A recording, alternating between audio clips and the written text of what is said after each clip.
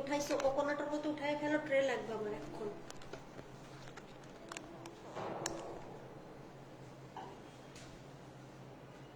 আসসালামু আলাইকুম। আমরা এখন আমাদের যেটা করব সেটা হচ্ছে পিস্তাশিও রাসবেরি রাসবেরি কি বের করা হয়নি?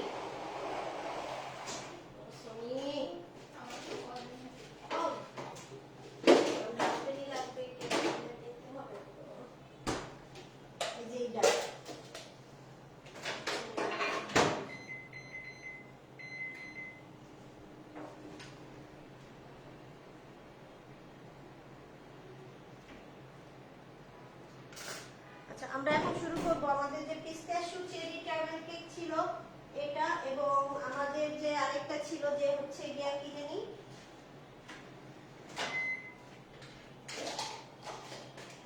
রাসবেরি।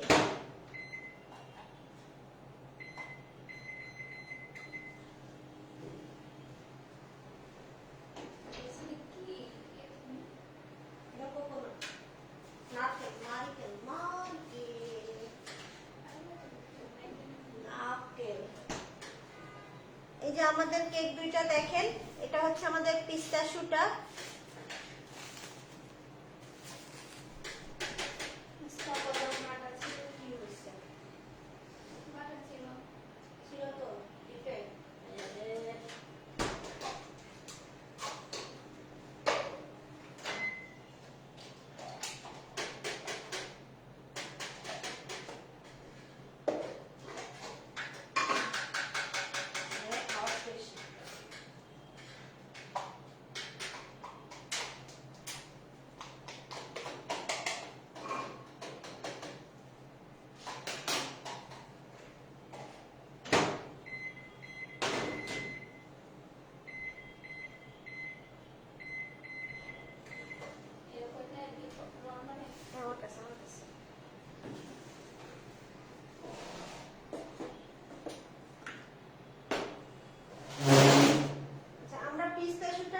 দেখেন আমরা অলরেডি আমাদের একটা রেসিপির ভিতরে দেখেন এই গ্লেজটা দিয়েছি, যেটা হচ্ছে আমাদের ভ্যানিলা রাসবেরি কেক যেটা আছে, ঠিক আছে, ভ্যানিলা রাসবেরি কেক যেটা আছে সেটাতে দেখেন একটা নিচে গ্লেজের একটা রেসিপি আছে, গ্লেজ বলে একটা রেসিপি দেওয়া আছে,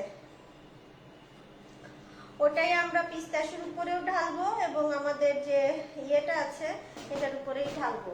সেখানে দেখেন মিল্ক আছে, আছে white chocolate, milk and white chocolate.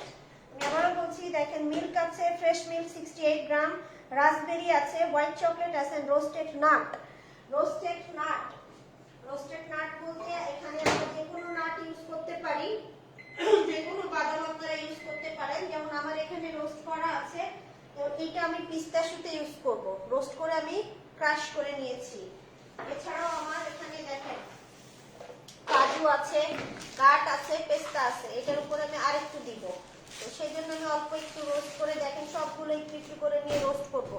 আমি একটু হালকা এটাও মাইক্রোওয়েভে 10 মিনিটস গরম করে, সরি ইলেকট্রিক ওভেনে 10 মিনিটস 100-এ গরম করে নেব। রোস্ট করা সবাই জানে, এরপরে জিজ্ঞেস করেন না রোস্টেড কি করে করতে হয় বাদাম, সেটা রেসিপি দেন।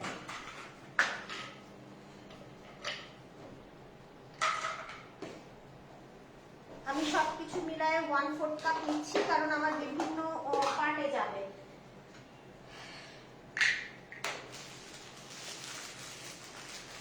দেখেন এখানে আমি কাজু নিয়েছি, পেস্তা নিয়েছি, কাজু বলছি, কাট, পেস্তা এন্ড কাজু। আমার যাওয়ার কথা 10 গ্রাম, কিন্তু আমি এখানে 1/4 নিয়েছি, কারণ আমার 3টা পার্টে যাবে, এই জন্য আমি একবারে নিয়ে নিয়েছি, বারবার বারবার করব না। এই যে আমি একটু হালকা গরম করে নিব, কিন্তু বেশি গরম করবেন না, তাহলে কিন্তু আমার তেল ছেড়ে দেবে।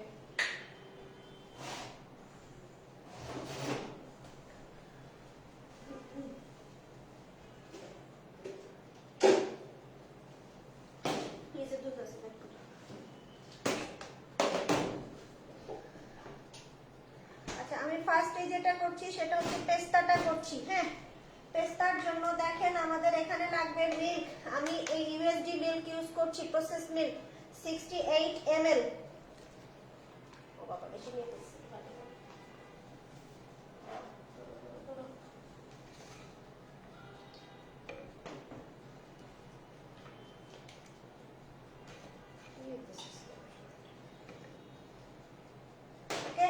এবং দেখেন এখানে হোয়াইট চকলেট যাবে 125 গ্রাম। হোয়াইট চকলেট আমি বারবারই বলি আমি অ্যাডেলের হোয়াইট চকলেটটা ইউজ করি। অ্যাডেল আমি চকলেট কালকে অলরেডি চক করে রেখেছি। এই যে 125 গ্রাম।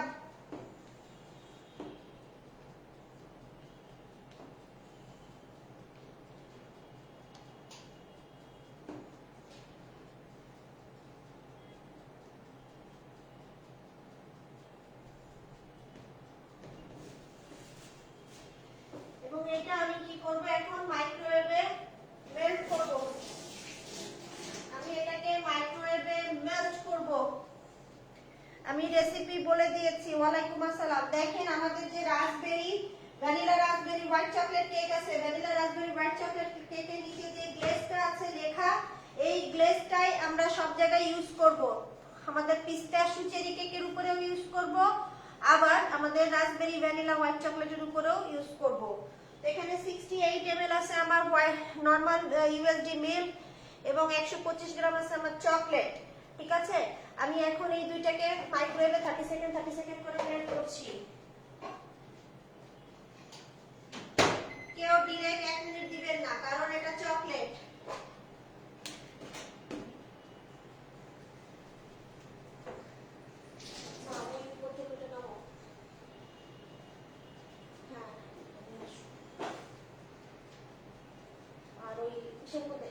ট্রের মধ্যে সেট করো, ট্রে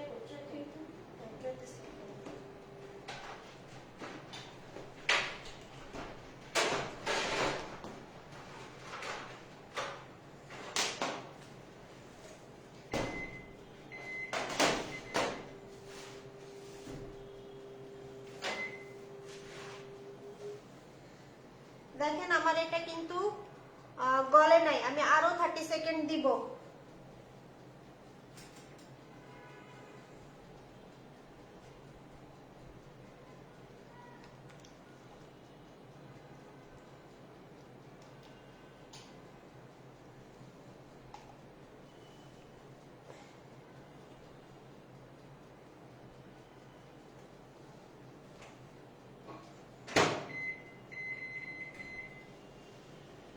এই জন্য লাগবে আমার পিস্তাশিও পেস্ট। এই যে আমার পিস্তাশিও পেস্ট রাখা ছিল, এখান থেকে আমি পিস্তাশিও পেস্ট নিব 25 গ্রাম মতো।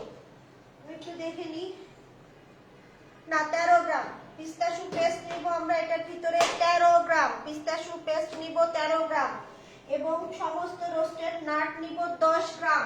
কিন্তু যেহেতু এটা পিস্তা, এটা টোটালি পিস্তাশিও, সো আমি এখানে পিস্তা বাদামকে রোস্ট করে রেখেছি এবং এটাও নিব আমি টোটাল 10 গ্রাম। 10 গ্রামের বেশি দিলেও কোনো সমস্যা নেই। 10 গ্রামের বেশি দিলে কোনো সমস্যা নেই, আরো বেশি মজা লাগবে। কারণ কি বাদাম চকলেট, ওয়াও কি মজা।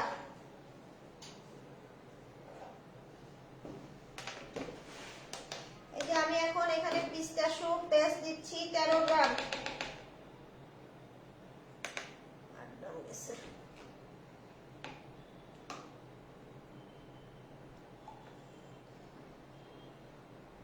এবং আমি এটাকে একটু হ্যান্ড ব্লেন্ড করব, কারণ হ্যান্ড ব্লেন্ড যদি না করি ব্লেন্ডার দিয়ে তাহলে সুন্দর মতো হবে না। এবং যেহেতু এটা বলছি পিস্তা, একটু ফুড গ্রিন কালার দিব।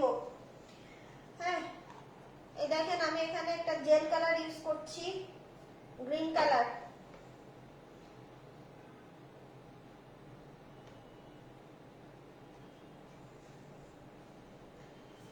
এবং আমি এটাকে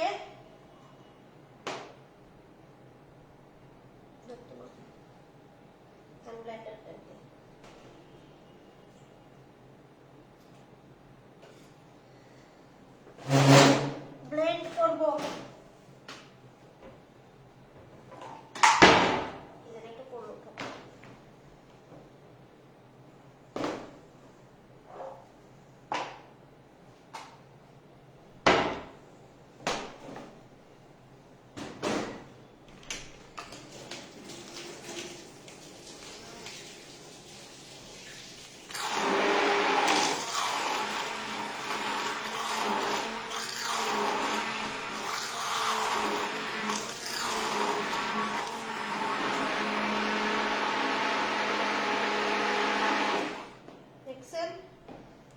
আরেকটু কালার দিব। যেহেতু এটা হোয়াইট চকলেট, আমরা সবাই জানি হোয়াইট চকলেট কিন্তু একটু ইয়ে হয়ে থাকে।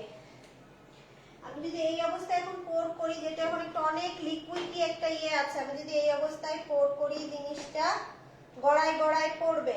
তো আমরা একটু রুম টেম্পারেচারে রেখে দিব। যখন দেখবো যে একটু ঘন হয়ে আসছে দেন তখন এটা আমরা পোর করব, মানে কেকের উপরে ঢালবো।